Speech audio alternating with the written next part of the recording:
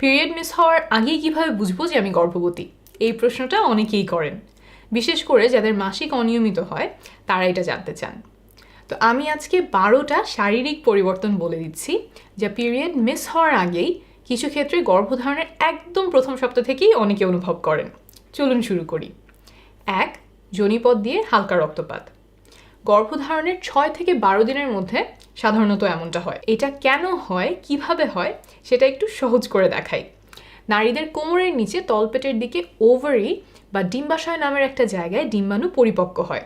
তারপর সেখান থেকে ডিম্বাণু বের হয়ে ডিম্বনালীতে ঢোকে, আর এই ডিম্বনালীতেই পুরুষের শুক্রাণু এসে ডিম্বাণুর সাথে মিলিত হয়। মিলিত হওয়ার পরে এটা ভ্রূণ হয়ে গেল এবং এখান থেকেই শিশুর জন্ম হবে। তো এখন ভ্রূণের কাজ হচ্ছে বড় হওয়ার জন্য একটা সুন্দর জায়গা খুঁজে নেওয়া, কারণ সে যখন বড় হবে তখন তার শরীরটার এই ডিম্বনালীর মধ্যে আঁটবে না। তাই এই পর্যায়ে কালক্ষেপণ না করে ভ্রূণটা জরায়ুর দিকে যাত্রা শুরু করে। ডিম্বনালী বেয়ে বেয়ে অনেক পথ পাড়ি দিয়ে সে জরায়ুতে এসে পৌঁছায়, আর এই জরায়ুতেই সে আগামী 9-10 মাস ধরে আস্তে আস্তে বড় হবে। তো জরায়ুতে পৌঁছানোর পরে ডিম্বাণুর প্রথম কাজ হচ্ছে নিজের জন্য একটু ভালো করে জায়গা করে নেয়া। এটা সে কিভাবে করে? জরায়ুর গায়ে নিজেকে ভালোভাবে গেঁথে নেয়। এই গেঁথে নেওয়ার কাজটা যখন সে করছে তখন হালকা রক্তপাত হতে পারে, আর এইটাই হচ্ছে গর্ভধারণের একটা প্রাথমিক লক্ষণ। অনেকে এই রক্তপাতকে মাসিকের রক্ত ভেবে ভুল করেন। আমি 3টা পার্থক্য শিখিয়ে দেই যাতে আপনি একদম সহজেই ধরতে পারেন কোনটা মাসিকের রক্ত আর কোনটা গর্ভধারণের রক্ত বা ইমপ্লান্টেশন ব্লিডিং। তো প্রথম পার্থক্যটা হলো রঙে। মাসিক হলে যেমন উজ্জ্বল লাল রং বা গাঢ় লাল রঙের রক্ত যায়, এখানে কিন্তু তেমনটা হয় না। ইমপ্লান্টেশন ব্লিডিং এর চেয়ে হালকা রঙের হয়, সাধারণত হালকা গোলাপি বা বাদামি রঙের রক্ত যায়। এর পরের পার্থক্যটা হলো পরিমাণে। ইমপ্লান্টেশন ব্লিডিং হলে সাধারণত অল্প পরিমাণে রক্ত যায়। টয়লেট শেষে টিস্যু পেপার দিয়ে মোছার সময় এটা অনেকে খেয়াল করেন, এর চেয়ে খানিকটা বেশি পরিমাণেও রক্ত যেতে পারে। তবে পিরিয়ড হলে যেমন প্রথমে অল্প পরিমাণে রক্ত যায়, তারপর আস্তে আস্তে রক্তপাতটা ভারী হতে থাকে, এখানে কিন্তু তেমনটা হয় না। 3 নম্বর পার্থক্য হলো চাকা চাকা রক্ত যাওয়া। অনেকেরই কিন্তু মাসিক হলে চাকা চাকা রক্ত যায়, কিন্তু ইমপ্লান্টেশন ব্লিডিংয়ে সাধারণত চাকা চাকা রক্ত যায় না। তাহলে পার্থক্যগুলো আপনারা জেনে গেলেন। এখানে একটা খুব গুরুত্বপূর্ণ বিষয় হচ্ছে ইমপ্লান্টেশন ব্লিডিং না হলে হতাশার বা টেনশনের কোনো কারণ নেই। প্রতি 100 জন প্রেগনেন্ট নারীর মধ্যে মাত্র 25 জনের ক্ষেত্রে এমন রক্তপাত হয়। বাকি 75 জনেরই কিন্তু এই গর্ভধারণের রক্তপাত বা ইমপ্লান্টেশন ব্লিডিং হয় না। সুতরাং অন্যান্য লক্ষণগুলো আমাদেরকে জানতে হবে এবং সেই লক্ষণগুলোর দিকেও খেয়াল রাখতে হবে। তো আমি এখন 2 নম্বর লক্ষণ বলি। এটা মোটামুটি কমন, স্তন ভারী ভারী মনে হওয়া এবং হালকা ব্যথা করা। এই লক্ষণটাও আপনি মাসিক মিস হওয়ার আগেই খেয়াল করতে পারেন। গর্ভধারণের প্রথম 1 থেকে 2 সপ্তাহের মধ্যেই স্তনে হালকা ব্যথার মতো অনুভব হতে পারে। এই ব্যথা ছাড়াও স্তনে আরও কয়েক ধরনের পরিবর্তন আপনি লক্ষ্য করতে পারেন। যেমন স্তন আগের চেয়ে বড় বা ফোলা দেখাতে পারে, স্তনের বোটায় এবং স্তনে শিরশির করা বা একটু ঝিম ধরার মতো অনুভূতি হতে পারে, স্তনগুলো আগের চেয়ে ভারী ভারী মনে হতে পারে, তারপরে ব্লাউজ বা ব্রা পরতে গেলে হালকা ব্যথা করতে পারে এবং স্তনে হাত দিয়ে চাপ দিলেও ব্যথা লাগতে পারে। সব মিলিয়ে স্তনে কিছুটা অস্বস্তির মতো লাগে। কেন এমন হয়?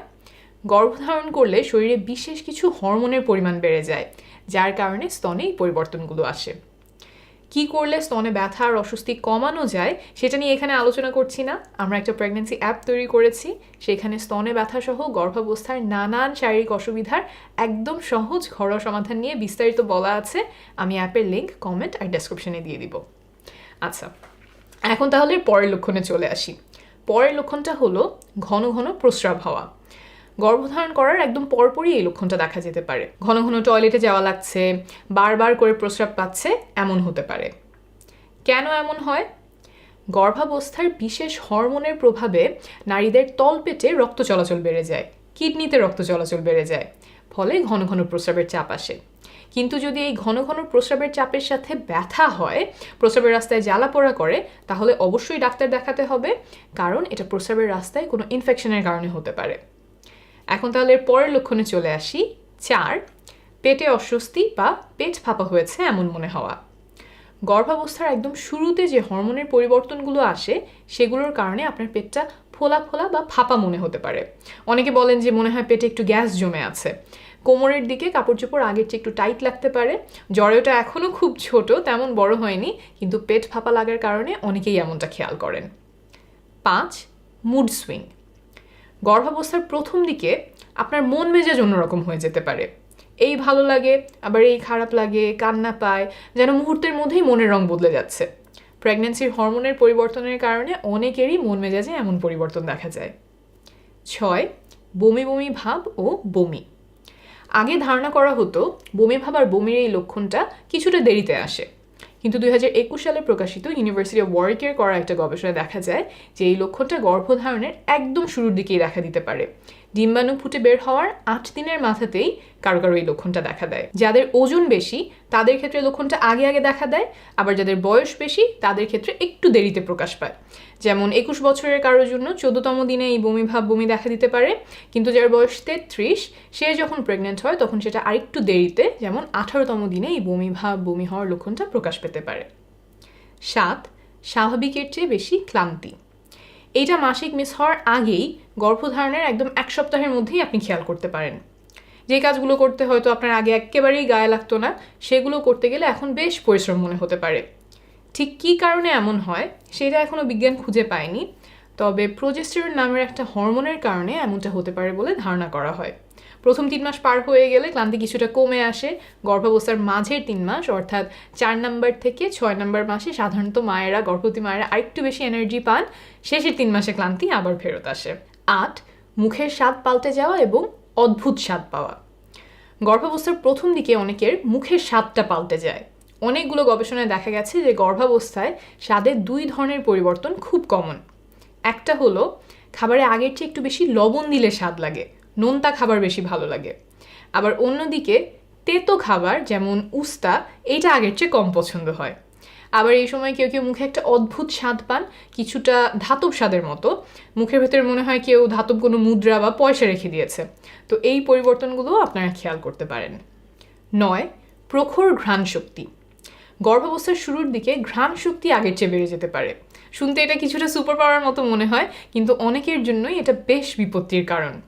গবেষণায় দেখা গেছে অনেকের ক্ষেত্রে পচা খাবারের গন্ধ খুব প্রকটভাবে এসে নাকে লাগে। আবার অনেকের রান্নার গন্ধ, তারপর মশলার গন্ধ এগুলো সহ্য করতে পারেন না।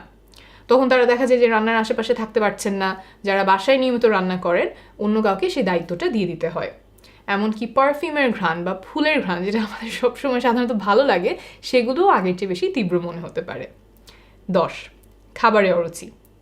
যেই খাবার আপনার খুব ভালো লাগতো বা আপনি নিয়মিত খেতেন, সেই খাবার এখন একেবারেই খেতে পারেন না এমন হতে পারে। কারো কারো মাংসে অরুচি হয়, কেউ মাছ খেতে পারেন না, কিন্তু আগে হয়তো এসব খেতে কোনোই সমস্যা হতো না। আবার এর উল্টোটাও হতে পারে গর্ভাবস্থার শুরুর দিকে, আর এটাই হলো এর পরের লক্ষণ, কোনো খাবার খাওয়ার তীব্র ইচ্ছা।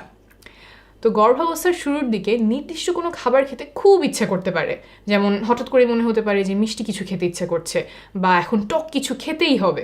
আর এই ক্ষুধাটা ঠিক অন্যান্য ক্ষুধার মতো না, এই খাবার খাওয়ার ইচ্ছাগুলো খুব প্রবল হয় এবং সেটা নিয়ন্ত্রণ করতে বেশ কষ্ট হয়। 12. মাথা ব্যথা। গর্ভাবস্থার শুরুর দিকে অনেকেরই মাথাটা ব্যথা করে, শরীরে হরমোনের পরিমাণ হঠাৎ করে বেড়ে যাওয়ার কারণে এমন হতে পারে। তাহলে আপনারা জেনে গেলেন প্রেগন্যান্সির প্রথম দিককার 12টা শারীরিক পরিবর্তন। এই লক্ষণগুলো দেখা দিলেই যে আপনি গর্ভবতী, আর না দেখা দিলে আপনি গর্ভবতী নন, বিষয়টা এমন না।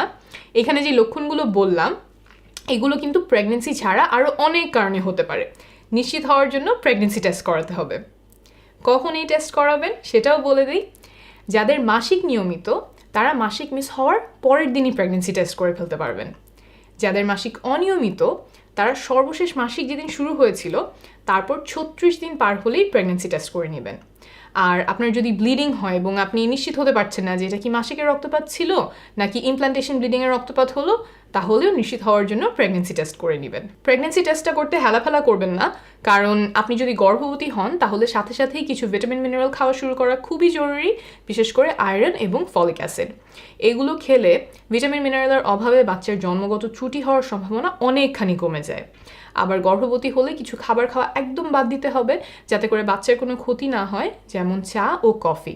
তো টেস্ট করিয়ে আপনি কনফার্ম না হলে এইসব পদক্ষেপগুলো দ্রুত আপনি নিতে পারবেন না, নিতে দেরি হয়ে যাবে। আর আপনি যদি প্রেগনেন্ট হন তাহলে আমাদের প্রেগনেন্সি অ্যাপটা ডাউনলোড করে নেবেন। অ্যাপে অনেকগুলো গুরুত্বপূর্ণ তথ্য সাজিয়ে গুছিয়ে দেওয়া আছে, কখন কি করণীয় সেটা সহজেই জেনে নিতে পারবেন। আমি অ্যাপের লিঙ্ক কমেন্ট আর ডেসক্রিপশন বক্সে দিয়ে দিব। আমরা অনেক যত্ন নিয়ে 1.5 বছরের বেশি সময় নিয়ে অ্যাপটা তৈরি করেছি। ব্যবহার করে কেমন লাগে আমাদেরকে সেটা কমেন্টে জানাবেন। আপনার জন্য অনেক অনেক শুভকামনা থাকলো।